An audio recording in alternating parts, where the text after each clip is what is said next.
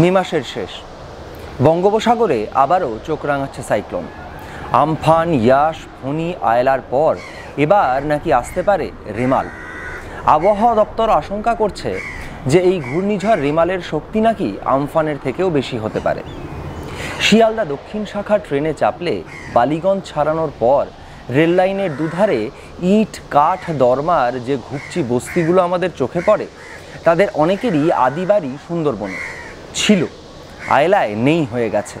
যতবারই ঘূর্ণিঝড় আছড়ে পড়েছে বাংলার গায়ে, ততবার হাজার হাজার মানুষ ঘর ছাড়া হয়ে আশ্রয় খুঁজেছেন, কখনো ঢাকুরিয়া, যাদবপুর, গড়িয়ার রেললাইনের দুপাশগুলোতে, কখনো বা সল্টলেকে, কখনো অন্য কোথাও। এবারেও সেই অবস্থা হবে কি না আমাদের জানা নেই। আমরা আবহবিদ নই, তাই আমাদের কোনো ভবিষ্যৎবাণী করবারও সাধ্য নেই। আমাদের আছে কিছু যন্ত্রণাদগ্ধ অতীত, আর সেই অতীত থেকে শিক্ষা নিয়ে আমরা ভবিষ্যতে একটু ভালো করে বাঁচবার চেষ্টা চালিয়ে যাই। তাই এই সম্ভাব্য ঘূর্ণিঝড়ের প্রাক্কালে চলুন শুনে নিই এই বাংলায় ছড়িয়ে ছিটিয়ে থাকা কিছু সাইক্লোনের গল্প। 19 শতকের মাঝামাঝি হুগলি নদীতে পলি জমছে দ্রুত। ব্রিটিশ সাহেবদের মাথায় খেয়াল চাপলো একটা নতুন বন্দর তৈরি করতে হবে, বাংলাদেশের একটা নতুন রাজধানী প্রয়োজন। তারা মনে করলো যে হুগলি নদীতে এই দ্রুত পলি জমবার ফলে কলকাতা বন্দরের ডকগুলো আর কিছুদিনের মধ্যেই কাদায় বুজে যাবে। যেমন ভাবা তেমন কাজ। প্ল্যানার আর সার্ভেয়াররা পরচুলা আর চাপা পাতলুন পরে চষে ফেলতে লাগলো গোটা রাজ্য। ম্যাপ আর মাপজোক শুরু হলো পুরো দমে। অবশেষে একটা জেলেদের গ্রাম পছন্দ হলো তাদের। ছোট্ট গ্রাম, পাশ দিয়ে বয়ে যাচ্ছে নদী। সে নদী এতই চওড়া, মনে হয় সাগর অবধি যেন বিছানো রয়েছে এক রাজপথ। বাংলায় মাতলা কথাটার মানে যে মত্ত, এ কথা সবাই জানে। আর যারা এই নদীকে চেনে তারা খুব ভালো করেই জানে এর এমন নামের কারণটা কি। কিন্তু শব্দ আর নাম নিয়ে মাথা ঘামানোর সময় কোথায় ব্রিটিশ টাউন প্ল্যানারদের? তারা সোজা গিয়ে লাট সাহেবকে জানালো কি সুন্দর একটা জায়গা তারা খুঁজে পেয়েছে। তারা জানালো যে নদীটি তারা দেখেছে তা কেমন চওড়া আর গভীর, আর নদীর পাড়ে রয়েছে একটা সুন্দর সমতল। তারা লাট সাহেবকে জানালো বড় বড় প্রাসাদ, ব্যাংক, বেড়ানোর জায়গা, রাস্তাঘাট, কত কি বানানোর পরিকল্পনা রয়েছে তাদের। ওহ, মাতলার তীরে একটা তাক লাগানো শহর তৈরি করে ফেলা যাবে বটে।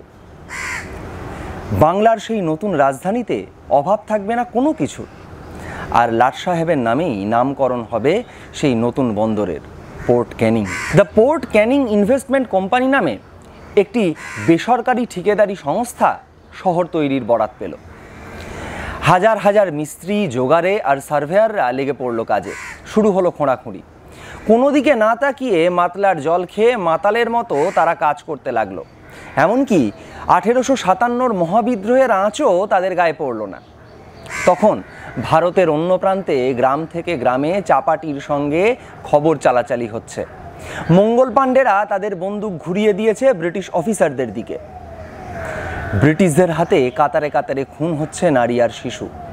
বিদ্রোহীদের কামানের মুখে বেঁধে গোলার আঘাতে উড়িয়ে দেওয়া হচ্ছে।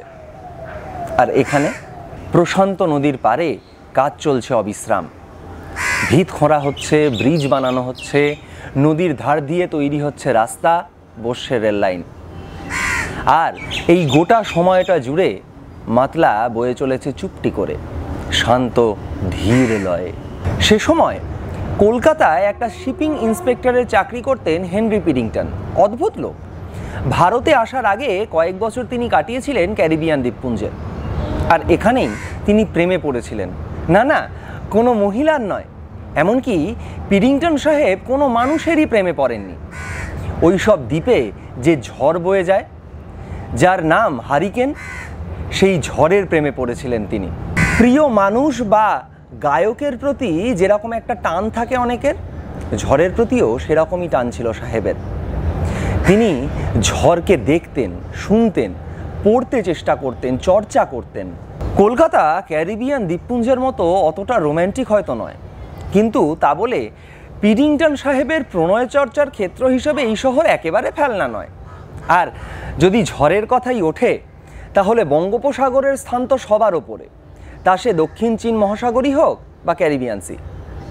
আর এই বঙ্গোপসাগরের তুফান থেকেই যে টাইফুনের নাম তৈরি হয়েছে সে কথাই বা আমরা ভুলি কী করে।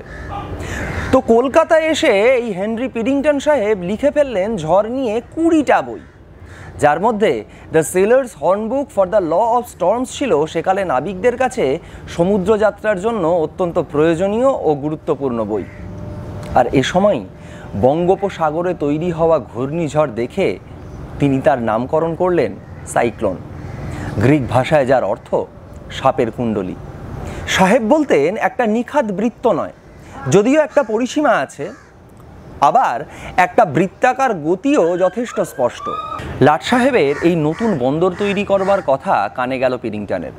সার্ভেয়ারদের তিনি জানালেন কি ভয়ঙ্কর বিপজ্জনক কাজ করছে তারা। 18 ভাটির দেশের এত গভীরে বন্দর তৈরি করা তো পাগলামি বই কিছু নয়। বাদাবন আসলে প্রকৃতির প্রচণ্ড শক্তির হাত থেকে বাঁচবার জন্য বাংলার সবথেকে বড় প্রাকৃতিক অস্ত্র। এই বাদাবন দক্ষিণ বাংলাকে সমুদ্রের প্রচণ্ড আক্রমণ থেকে তো আড়াল করে রাখে। ঝড়, ঢেউ আর জলোচ্ছ্বাসের প্রথম ঝাপটাটা সামলায় এই সুন্দরবন। কলকাতার দীর্ঘ আঁকাবাঁকা সমুদ্র সড়ক আসলে সাগরের প্রচণ্ড শক্তির হাত থেকে বাঁচবার প্রাকৃতিক সুরক্ষা ব্যবস্থা। সেই তুলনায় এই নতুন বন্দর তো ভয়ানক অরক্ষিত। সাইক্লোনের টানে একটা ঝড় ওঠা শুধু সময়ের অপেক্ষা।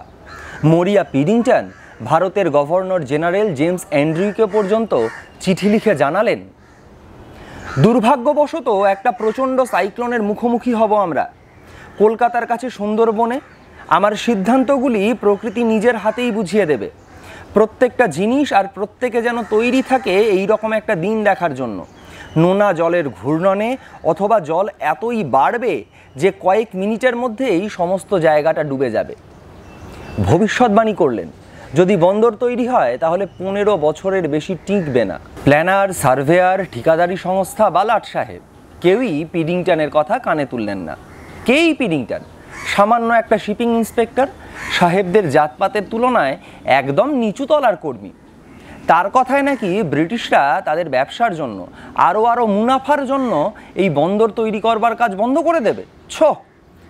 রাস্তায় লোকেরা ফিসফাস করে বলতে শুরু করলো, খ্যাপাটে লোক, মাথায় অল্প বিস্তর ছিট থাকাও অস্বাভাবিক কিছু নয়। এই লোকটাই বলেছিল না যে ঝড় হলো গিয়ে আসলে একটা আশ্চর্য ধূমকেতু। সুতরাং কাজ চলতে লাগলো। বাঁধানো রাস্তাঘাট হলো, রং করা ঝকঝকে তকতকে হোটেল, বাড়িঘর, ব্যাংক সব তৈরি হলো। একদিন বিরাট ধুমধাম করে উৎসব হলো। ভাইসরয় পা রাখলেন নতুন বন্দর শহর পোর্ট ক্যানিংয়ে। মাসের পর মাস কেটে বছর গড়িয়ে গেল, কোনো ঝাপটাই এসে লাগলো না সেই বন্দর শহরের গায়ে। এখন রাস্তায় পিডিংটন সাহেবকে দেখলে লোকে ঠাট্টা করে, ওই দেখ বুড়ো পিডিংটন যাচ্ছে। এই লোকটাই বলেছিল না বন্দর শহর নাকি ঝড়ে গুঁড়িয়ে যাবে। আর পিডিংটন আপন মনে বিড়বিড় করে বলে চলেন, অপেক্ষা করো, অপেক্ষা করো, আমি 15 বছর সময় দিয়েছি। না, 15 বছর অপেক্ষা করতে হয়নি। 1867 সালে তার প্রেমিকের দেওয়া কথা রাখতেই যেন বা শক্তি পরীক্ষার সমস্ত প্রস্তুতি নিয়ে ফুঁসে উঠল মাতলা। ঝড়, ঢেউ আর জলোচ্ছ্বাসে কয়েক ঘন্টার মধ্যে ব্রিটিশদের ব্যবসায়িক দম্ভের পোর্ট ক্যানিং পরিণত হলো ভয়ঙ্কর কাদামাটির একটা ছোট্ট ভুতুরে শহরে। ঘটনাটি ঘটল পোর্ট ক্যানিং তৈরি হওয়ার মাত্র 5 বছরের মাথায়। গল্পটা ফুরলেও নোটে গাছটা কিন্তু মুড়লো না। সেদিন সুন্দরবনের জীববৈচিত্র্যের কথা না ভেবে পোর্ট ক্যানিং তৈরি করবার ফল ভুগতে হয়েছিল সেখানকার সাধারণ মানুষজনকে। আর সেই ঘটনার 1.5 শতাব্দী পরে আমরা দাঁড়িয়ে রয়েছি এমন একটা জায়গায় যেখানে আবহাওয়ার চরম ভাবাপন্ন অবস্থার কারণে আজও বিপর্যয় আমাদের নিত্যসঙ্গী।